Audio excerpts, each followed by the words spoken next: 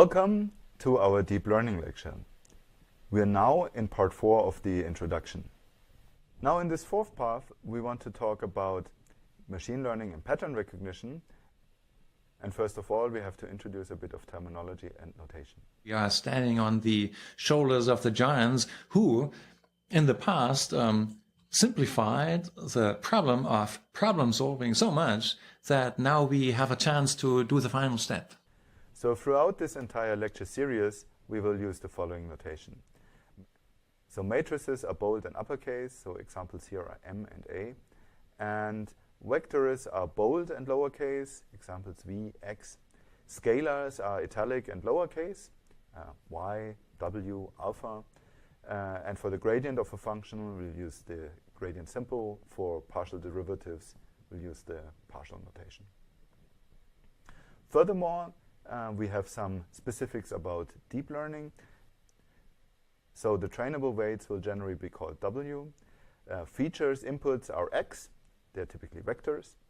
Then we have the ground truth label, which is Y. We have some estimated output, that is Y hat. And if we have some iterations going on, we typically do that in a superscript and put it into brackets. This is an iteration index here, iteration I for the variable X. Of course, this is a very coarse notation, and we will further refine it throughout the lecture. The stuff that works best is really simple.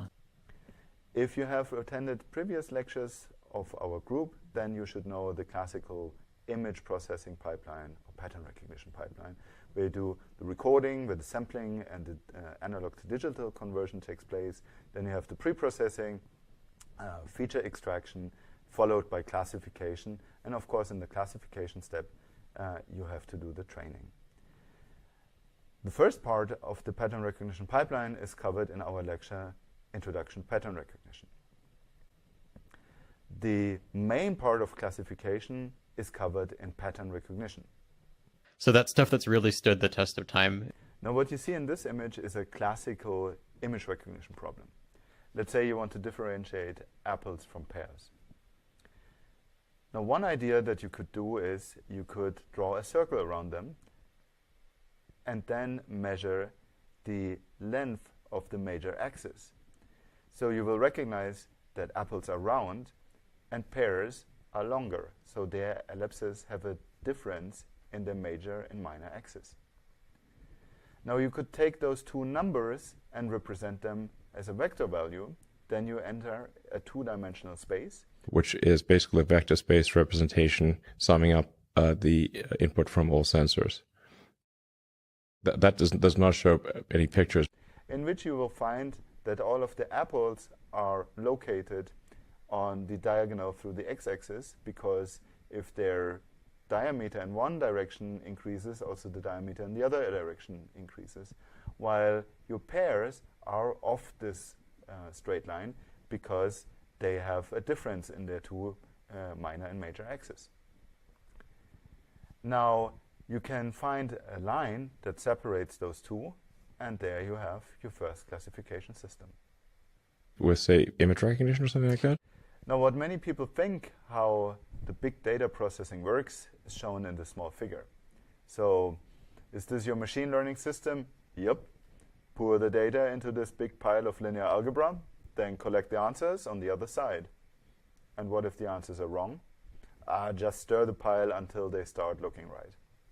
And then if you're a development engineer, or if you have the development build like I do, then you can see all the debug information.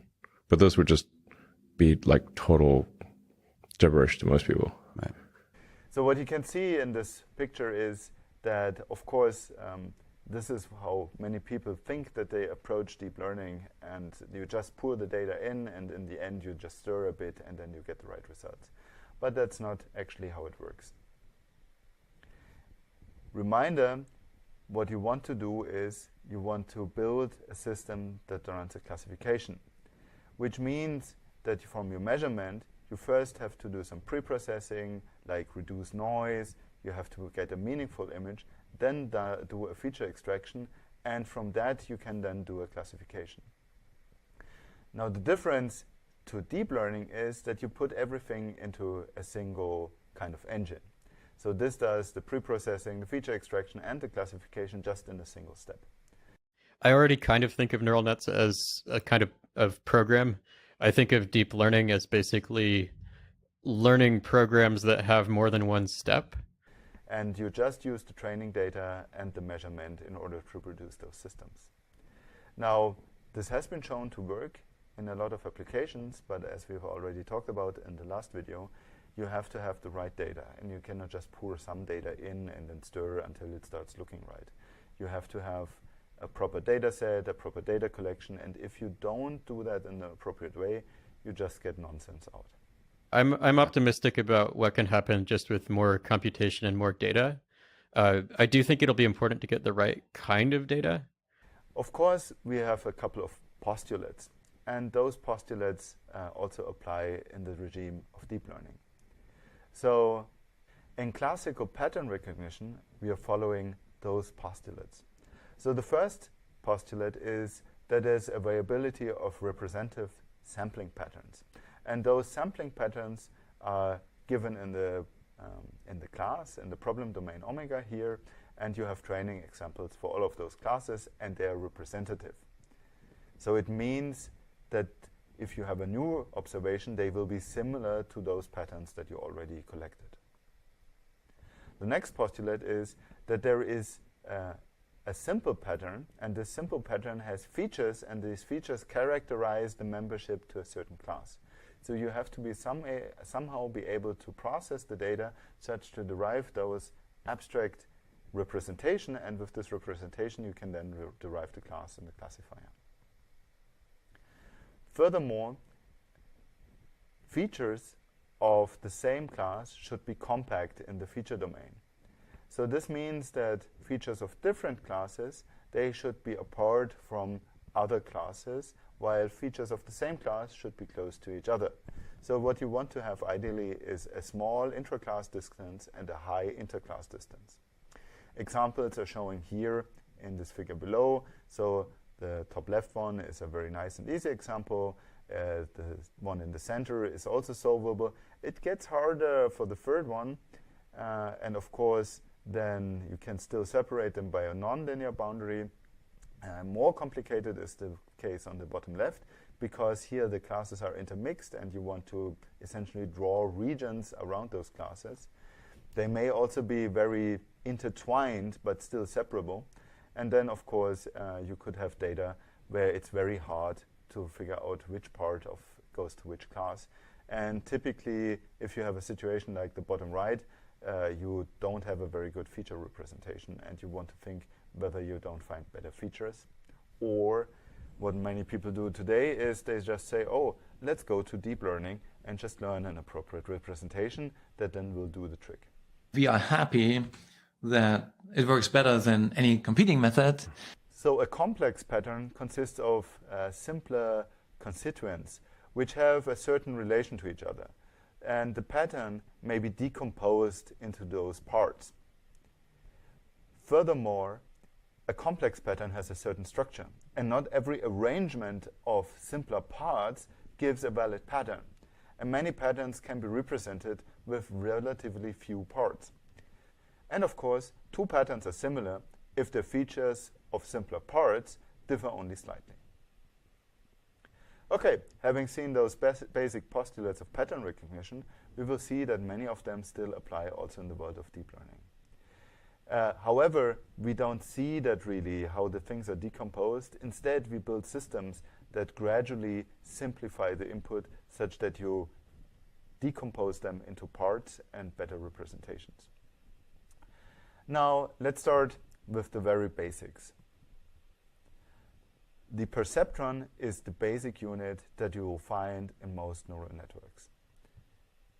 And the reason why people are very excited about perceptrons, actually when they are introduced by Rosenblatt in the 1950s, people got really excited because Rosenblatt had this nice relation of this neuron to a biological neuron.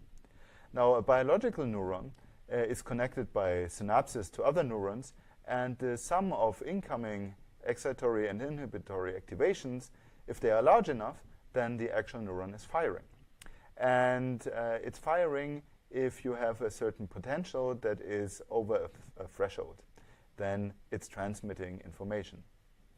And it's typically an all or none response, which means that if you have a higher stimulus and you exceed the threshold, it doesn't mean that it causes a higher response. Yeah, it either fires or it doesn't fire, so it's essentially a binary classifier. This concept can rather easily be transformed into a vector representation of the world in vector space. But I think this is very difficult for people normal people to understand. They would not know what the heck they're looking at. Now this is what Rosenblatt did. He essentially devised a system that takes an input vector that is specified here by input values x1 to xn, and you added some bias 1 here. You multiply them with weights, add them up, and then you have an activation function that either fires or doesn't fire. And here, for sake of simplicity, we can simply take the sign function. So whether if you have a positive activation, you fire. If you have a negative activation, you don't fire. So this could be symbolized by the sign function. Now, this then leads to a rather problematic training procedure. Of course, if you want to train now, you need to have tuples of observations in the respective class. This is your training data set. And then you need to determine the set M of the misclassified feature vectors. So these are the vectors where the predicted number, y hat, does not match the actual class membership, yi, if you compute the output of the neuron. Now, if you have this set M that has to be determined after each step of the training iteration, then you try to minimize the following optimization problem.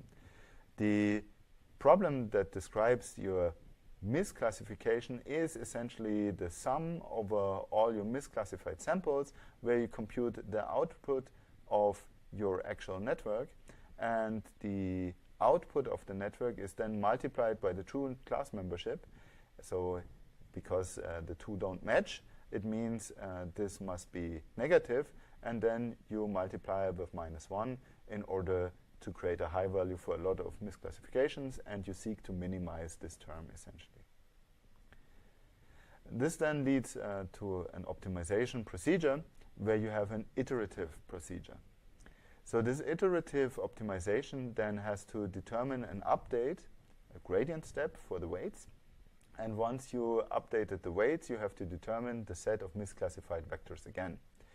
Now the problem with this is that in every iteration, the cardinality of the composition of M may change, because with every step, you have more or fewer misclassifications, and you can actually compute the gradient of the function with respect to the weights, and it's simply the input vector multiplied with the correct class -1, and this would give you the update towards the weight. Now, if you calculated this gradient, strategy 1 would be process all of the samples and then perform the weight update. Or strategy 2 is you take an update step after each misclassified sample and then directly update the weights. So you get an update rule for each iteration where the misclassified sample then simplifies to the old weights are the misclassified sample multiplied with the class membership and added to the weights, and this gives you the new weights. Now you optimize until convergence for a predefined number of iterations. This very simple procedure has a number of disadvantages, which we will look at a later point in this class. So in the next lecture, we want to look at a couple of organizational matters that are important if you want to obtain the certificate.